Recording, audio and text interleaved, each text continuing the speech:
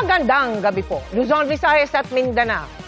Pagkagimbal at pagluluksa ang bumabalot ngayon sa Tacloban City sa karumal-dumal na sinapit ng 3 estudyante na namatay sa pamamaril sa loob ng San Jose National High School. Kasabay ng pagdadalamhati ng kanilang mga pamilya, lumutang din ang kwento ng kabayanihan ng isa sa mga biktima na naisakripisyong sarili para sa kaligtasan ng kanyang mga kaklase.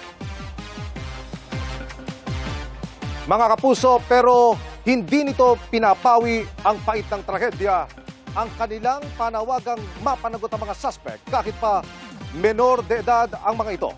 Yan po ang aking tinutukan.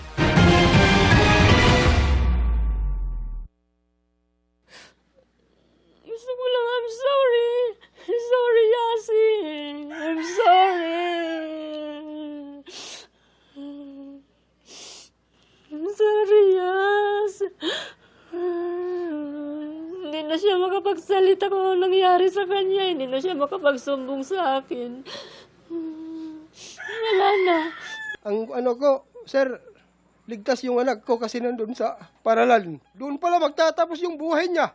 Abot langit ang paghihinagpis ng mga magulang ng 15 anyos na si Joyancy Separa, grade 9 student na nasawi sa nangyaring paumaril sa San Jose National High School kahapon ng umaga. Si Yasi, ang estudyanteng kumuha ng viral video na ito na nagpakita sa sinapit ng kanyang mga kapwa-estudyante sa loob ng kanilang silid-aralan.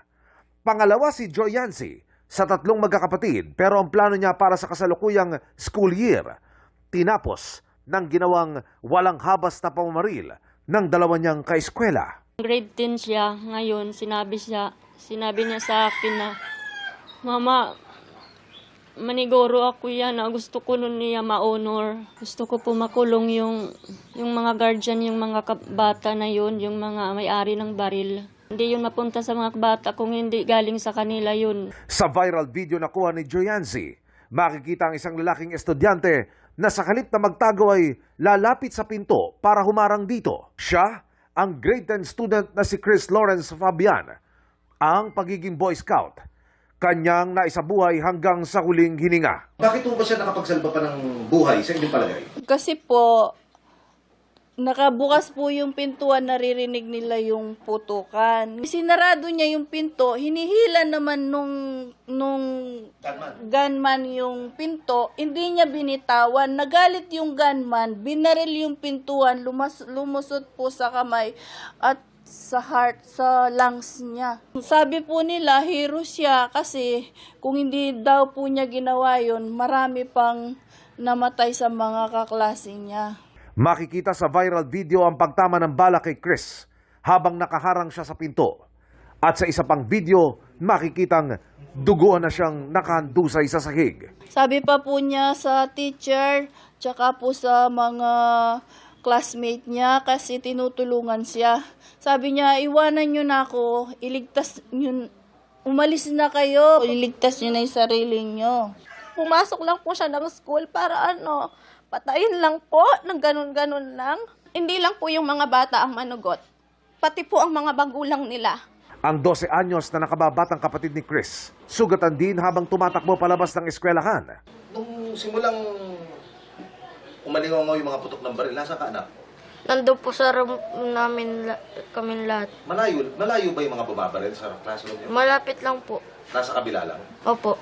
Tapos nun, bigla sila pumunta sa Chico. Namaril na sila. Namaril? Dalawa lang sila, may mga kasama pang iba? Dalawa lang po sila. Hindi po yun bully. Maraming naman balang ginamit kung bully yun. O di sana, yung nambully sa kanya, yun na lang yung pininteriya niya. Bakit lahat ng estudyante?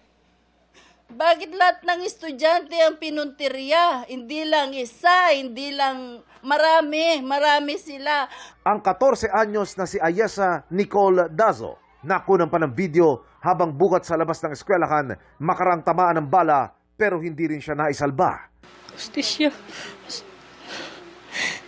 Justisya, makulong iya, makulong. Hindi rin na mapabalik at sinabuhit ang anak ko. Ate. Matapos magpaulan ng bala sa eskwelahan ang isa sa 2 menor de edad na suspect, nagtangka pa umunong tumakas at pumasok sa compound ng bahay ng isang estudyanteng aming nakapanayam. Yung pag salo po niya, tumakbo pa siya doon palabas sa may kanto, may doon sa may bagan apartment, doon siya lumabas. Pumasok ba sa bahay niyo? Ano naramdaman mo? Natatakot. Sino yung pumasok dyan, anak? Hindi ko Yung po matangkad o yung maliit? yung maliit. Ito po siya yung pumasok sa bahay namin, tapos lumabas po siya doon sa may laundry. Wala na po siyang hawak na baril noon. Habang buhay ng Markado ang Hunyo 22 para sa mga pamilya ng apektado, matatagaran ng paghilom kasabay ng kanilang daing sa inaasam na hustisya. It is important that we do a thorough investigation on what the real motive was. Let's not speculate. What about aid for the families victims? Oh, definitely. Definitely. That's being shouldered by the local government and the other agencies. You have to debrief them. You know, you have to work with them muna. Yun muna.